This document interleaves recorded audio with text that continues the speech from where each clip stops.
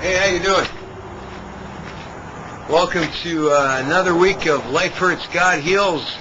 I'm Bob, coming to you semi-live from the church.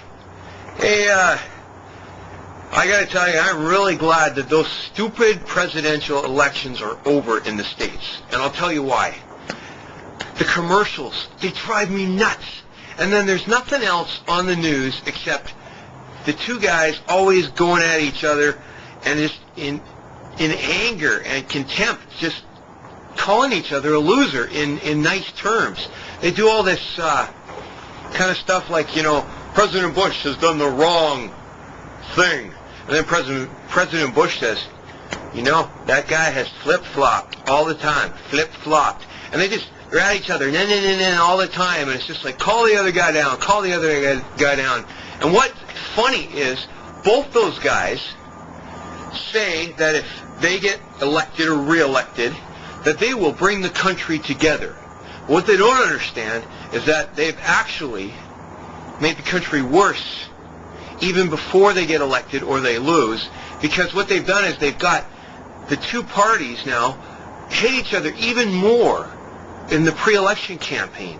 And then when one of them actually gets elected, what happens is that the losing party now is even more angry. And it's just anger, anger, anger. And you can see the whole chain reaction of anger going down the pipe.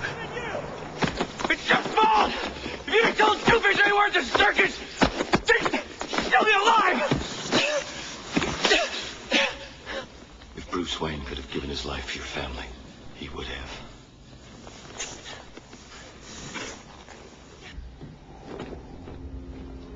All I can think about every second of the day is getting Two-Face.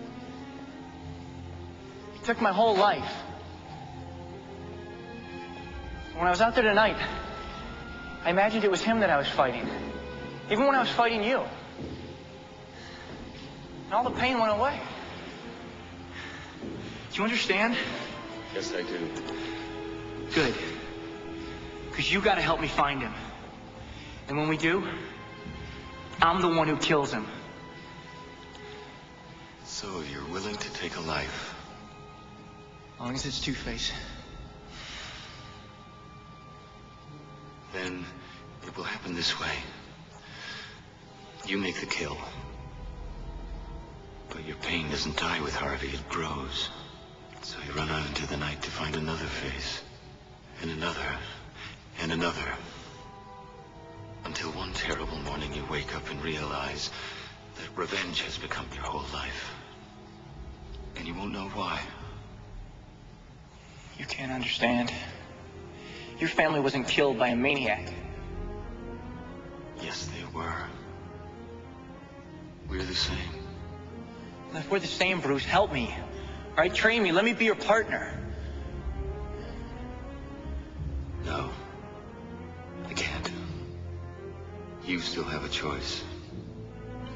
Look, Bruce, I'm a part of this whether you like it or not.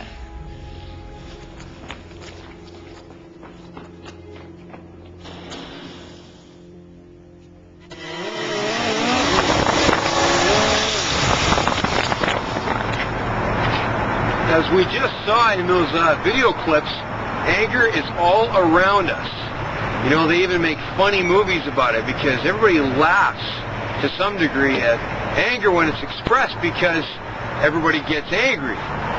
Now, when you trace all the hurt and the wrongdoing in human history back to its roots in humans, it's usually related in the overwhelming number of cases to anger. And just because I don't want to get grumpy and get angry, I'm going to go in and get a coffee. I'll be right back.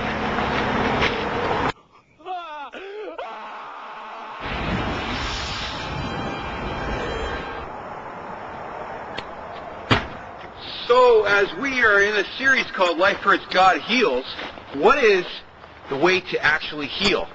Well, today I wanted to talk to you guys about the first step to healing is to get rid of that anger and contempt that are everywhere and in us. How to get rid of that stuff. And then we'll start to heal. Go.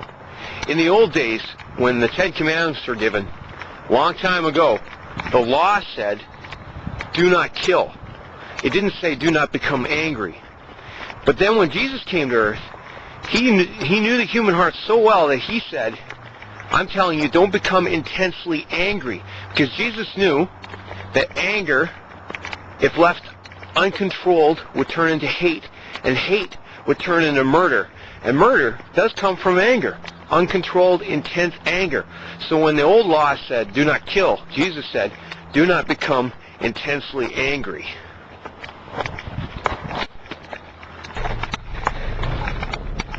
See, the Bible and Jesus didn't say, do not become angry. What they were saying was, don't become intensely angry. Or, another way to say it is, do not sin in your anger. See, anger is not a sin. Initially, it's just an emotional response. When somebody thwarts your will or ticks you off or hurts you, you can't help but become angry. It's just a normal thing. It's a spontaneous response to a situation, and what our anger does is it seizes our body and it tries to get us to interfere with the situation that has made us angry.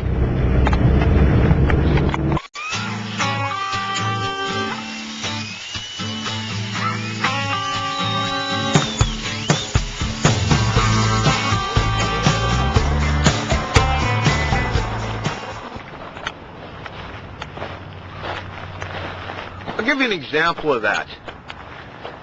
Let's say little Johnny is playing nicely with his toy, and this happens.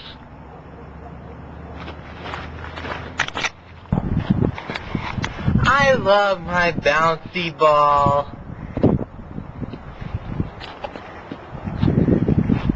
Can I see a bouncy ball? Please, please, please. Yank.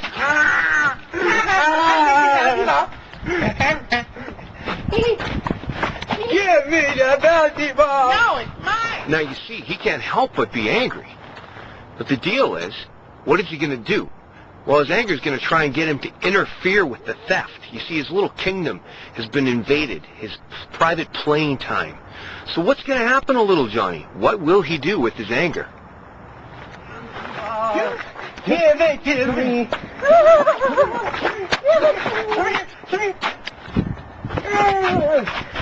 Don't do that anymore.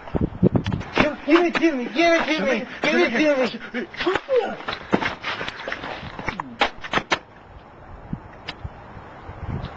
My bouncy ball.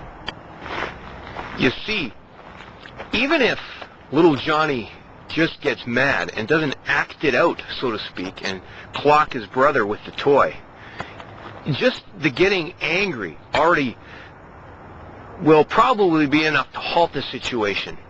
See, if I know you're angry at me, I'm already wounded. And your anger that maybe I caused will also then cause me to get angry. You see, it's a chain reaction. That's usually what happens.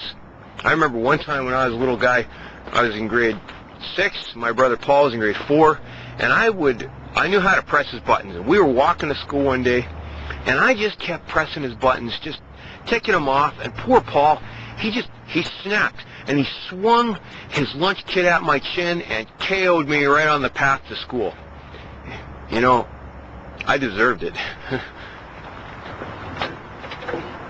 You see, the primary function of anger is to alert us to an injustice or to something that is wrong. And if that was as far as our anger went, all would be well. Because even God gets upset when there's evil or injustice or somebody innocent being hurt. See, that's not wrong. The Bible says God gets mad, but he does say he is slow to anger and abounding in mercy. And our problem is we're not that slow to anger. And if we see something that is upsetting us, sometimes we act too fast and we blow our tops. So one more time, I just want to say that anger is no sin. Okay, it's just something that happens. But it should still be avoided whenever possible. A headache is not a sin, but we can live without a headache, right? See, what happens is, the problem with humans is the anger quickly turns from righteous anger to something that becomes evil. An example of that is after 9/11.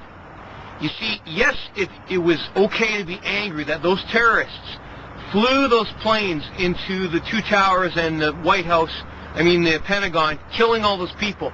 We should be angry that people that say that they love God and know God would kill innocent people. We should be angry. The problem was, with the righteous anger, it quickly became an anger that turned around and hurt more innocents. And what happened was that all these people that were mad about the attacks of 9/11 turned around and started attacking innocent Muslims in mosques all over North America and all over the world. They would go in and they would beat you up if you were a Muslim, or they would deface the property of a mosque with spray paint. You see, the anger that was just a natural response then turned into an anger that became a real problem and did the same thing, hurt innocent people. One thing we have to realize is that there is some malice in every bit of anger we have, you know. When somebody's mad at us, we know that they wish that they could hurt us in some way. If it wasn't a physical kind of hurting us, they try to hurt us by looking at us a certain way, or not looking at us, just walking by and not looking at us, or by the words they use, or by the words they don't use when they give us the silent treatment. So you see, there's some degree of malice in every anger. So we have to really be careful that we don't manipulate people, and when we get angry, give in to those kind of malice-type techniques. Not stop anger from initially happening to you, but you can stop yourself from embracing that anger and indulging it. The problem with the world is most people don't let go of their anger when it happens to them. They don't walk away. They grab onto it, they embrace it, they indulge it, and they feed it. You've heard of this saying before: the more I think about it, the madder I get. The more I think about it, the madder I get. Oh, am I?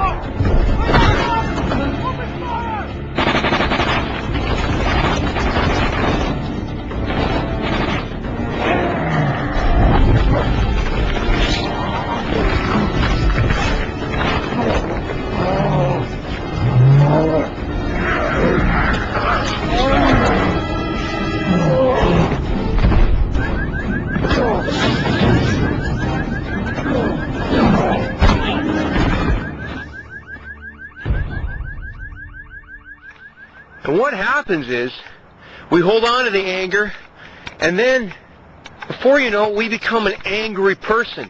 And then, because we've got anger in us, almost anything can evoke a flood, a tidal wave of anger that's held behind a very weak dam. For instance, you've heard of the phenomenon in major U.S. cities on freeways called road rage. We stirred up the entire stupid project. That's all. Oh, man. I can't believe some of these people out there.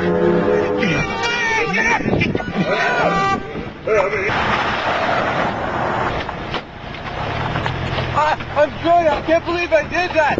Oh, sorry. Why did you do that? What's wrong with you, man? What's wrong?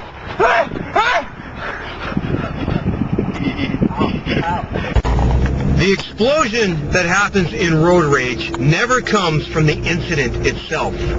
It comes instead from a supply of anger that the people who are driving are carrying around with them.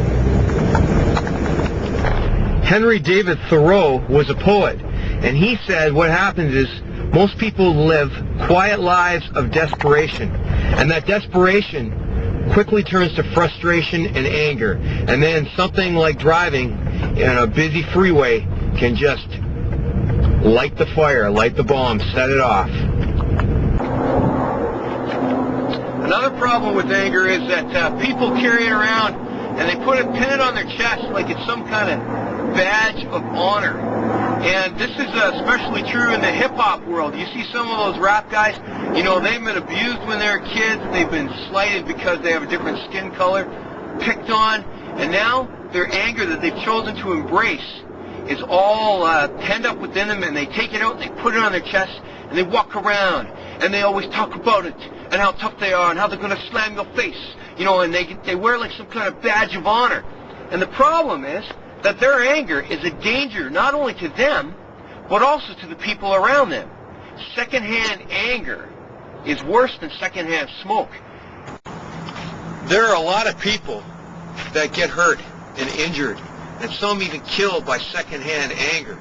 For instance, there's not a week that goes by where somebody isn't killed from a stray bullet that is fired between two angry gangs.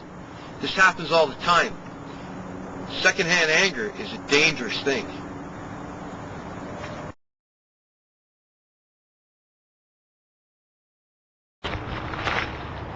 You find somebody who's angry, and you'll probably find somebody with a wounded ego. See, the importance of self and the hugeness of the wound that we get is all blown out of proportion.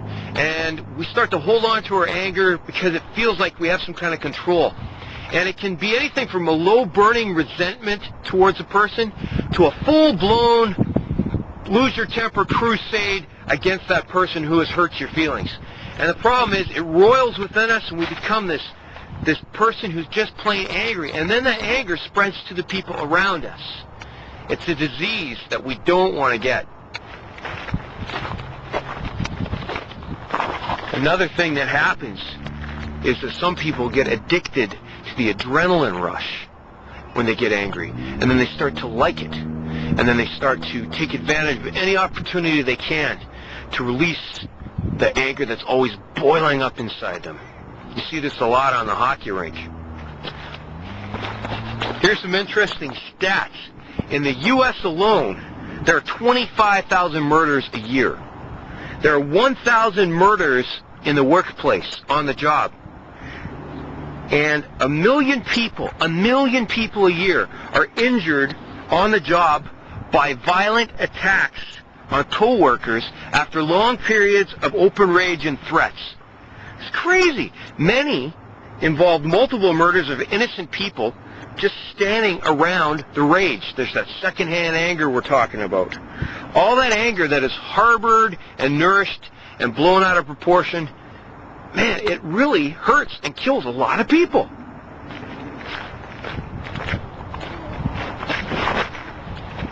There's a story in the Bible about Cain and Abel. They were two brothers, and Abel was a good kid, and he did something that honored God.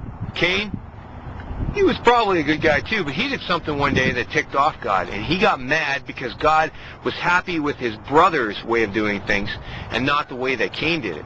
And so he started to let it boil up within him, the importance of himself and the hugeness of the wound that he had. And what happened was he got to the boiling point. He went for a walk, and he was so mad. And God said, "Look, Cain, why are you so angry? Sin is crouching at your door, and it desires to have you. You must master it." Cain didn't master it, and he didn't let go of the anger.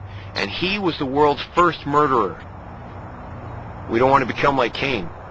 You know what? There's a lot of people who are very influential, and they counsel people actually to let their anger just flame up. Just go ahead and just get angry. It's good for you. But you know what? A lot of people are starting to understand that actually, no, it's not. And if you control your anger, you keep the adrenaline down, keep the stress down, it would actually make you a healthier person. And then there's some people that don't lose their temper. What they do is they take the anger and they cram it into this thing in their heart, and it turns into a silent contempt. Now, anger, like I said at the first, isn't a sin, but contempt is always a sin, because it's anger that is harbored and shoved into this hate-filled container in our hearts. And what happens with people who are filled with contempt is that they start to slowly, subtly, quietly poison themselves and everybody around them with the contempt. They always are sarcastic. They come up with new ways of putting people down. TV is great at this. And contempt, well, here's an example of it from the movie Planes, Trains, and Automobiles. You're no saint.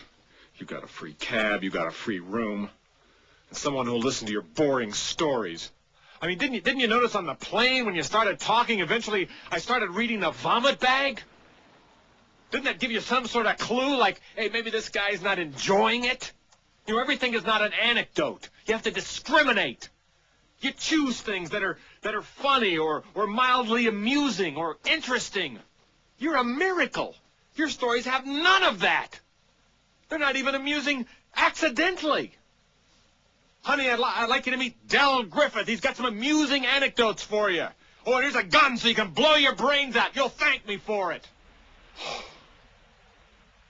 I could tolerate any insurance seminar. For days, I could sit there and listen to them go on and on with a big smile on my face. They'd say, how can you stand it? And I'd say, because I've been with Del Griffith. I can take anything. You know what they'd say? They'd say, I know what you mean. Shower curtain ring guy. Whoa. It's like going on a date with a chatty Cathy doll. I expect you to have a little string on your chest, you know, that I pull out and have to snap back.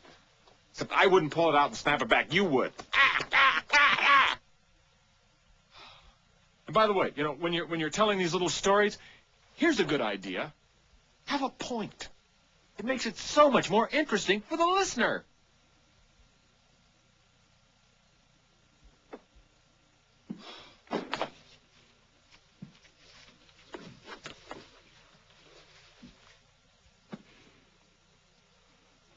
You want to hurt me? Go right ahead if it makes you feel any better. I'm an easy target. Yeah, you're right.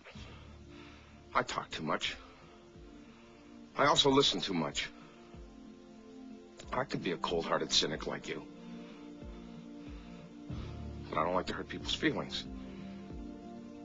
Well, you think what you want about me. I'm not changing. I like me. My wife likes me. My customers like me. Because I'm the real article. What you see is what you get. There's an example of contempt that was just wrapped up inside Steve Martin's character for John Candy's character, and he let it out in a torrent of these put-downs. See, contempt is like a studied degradation of the person. It's an art form almost, an evil art form. And Jesus said, look, be careful that you don't call somebody a fool. Now, what he meant by that is a term that comes from anger and hate, and it's contempt. You call somebody a fool. But today, fool is not such a bad thing to call somebody. It just makes you think of something funny. But today we might call somebody instead a dweeb, or a nerd, or a geek, or something worse, son of a bitch. You know, like something really bad. You put down not only the person, but the person's mother. You see, we have all these terms that we got to watch out for. Jesus said, you don't call somebody a raka. And what does that mean? Well, that comes from an old Aramaic word where somebody would go and get ready to just hawk a loogie on someone and spit at them. The word raka comes from that sound. That is a really bad thing to do.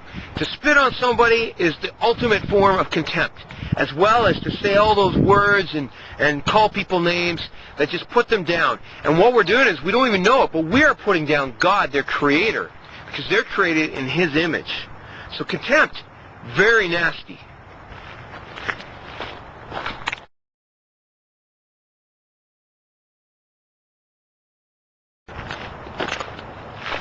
So the question is, how do we let go of anger before it turns into hate and contempt?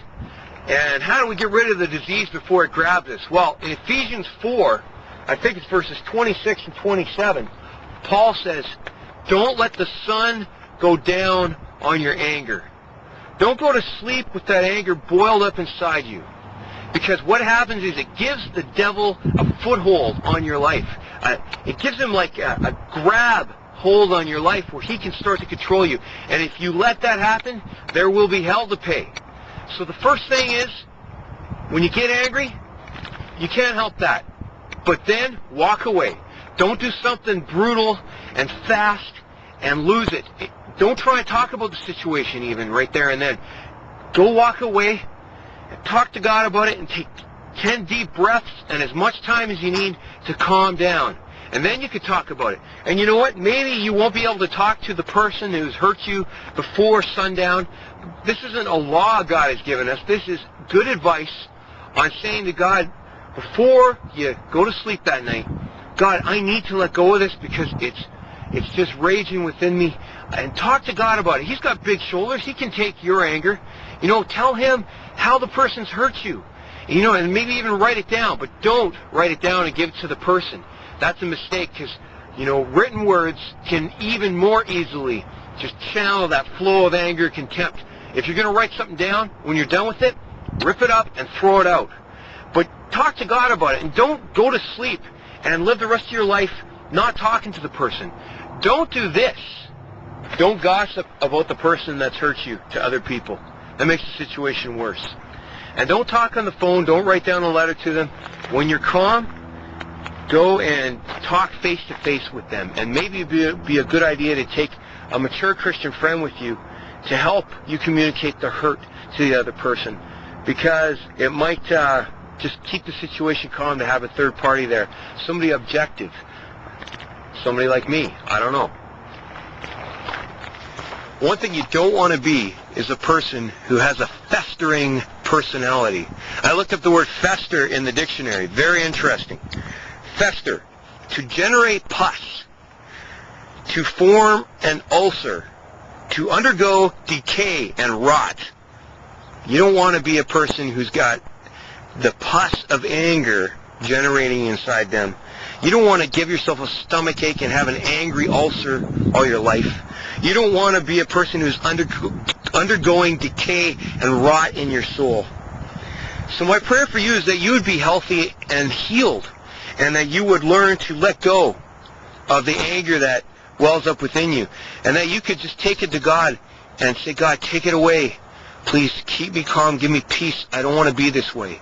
I don't want to walk out and bury my friendships. I don't want to be a person that snaps and never speaks to the person again. Lord, I don't want to be like my mom and dad. I don't want to be like this guy who's angry or this girl who's always angry and blowing up at people.